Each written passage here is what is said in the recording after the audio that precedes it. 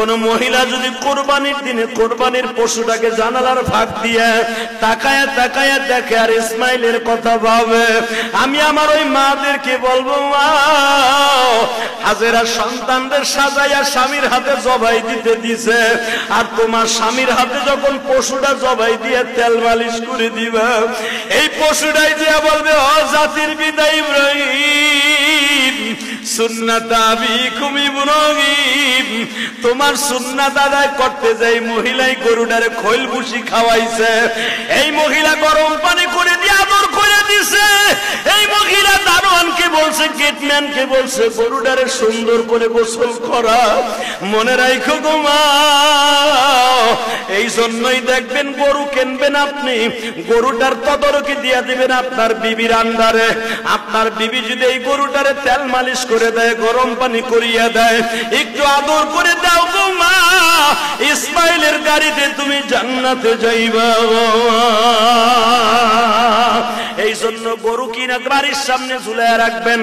বাড়ির সামনে বাইন্দা রাখবেন, আপনি নিজের হাতে আদর করবেন, এটারে শ্যাম্পু দিয়ে গোসল করাবেন,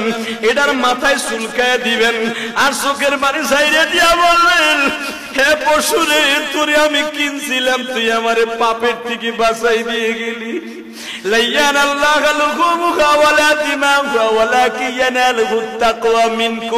আমার আল্লাহ কোরআনে বলে, আমি গোশত হাড্ডি মাংস কিছুই খাই না রে বান্দা,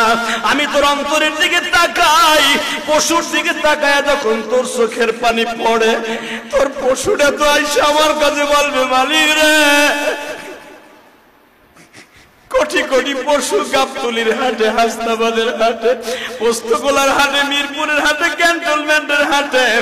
আল্লাহ এমপি সাহেবের বাড়ির সামনে, আল্লাহ কত আলোকদের মাঠে কত লাখ লাখ গরু আসছিল, সবাই কিন্তু বিক্রি হয় নাই। কেউ গাড়ি বলিয়া লইয়া গেছে ফেরত, আমারে তুমি তোমার এই বান্দার বাড়ি পাঠিয়ে দিছো,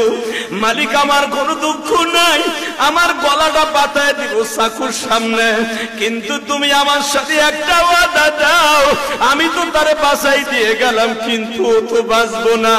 আমারে খাওয়ার পরে যদি নামাজটাও ঠিক মতো না পড়ে ঘুমালি, আর কোরবানির টাকার মধ্যে যদি সুদ ঘুষের টাকা থাকে,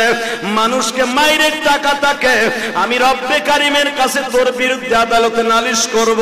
আল্লাহ আমারে হারাম টাকা দিয়া কিনিয়া কোরবানি ওয়াজিব আদায় করতে চায়, মালিকরে জাহান্নামে না দিয়া পর্যন্ত ইয়া লাইতানি কুনতু তুরাবা, আমি পশু কোনোদিন মাটি হব না।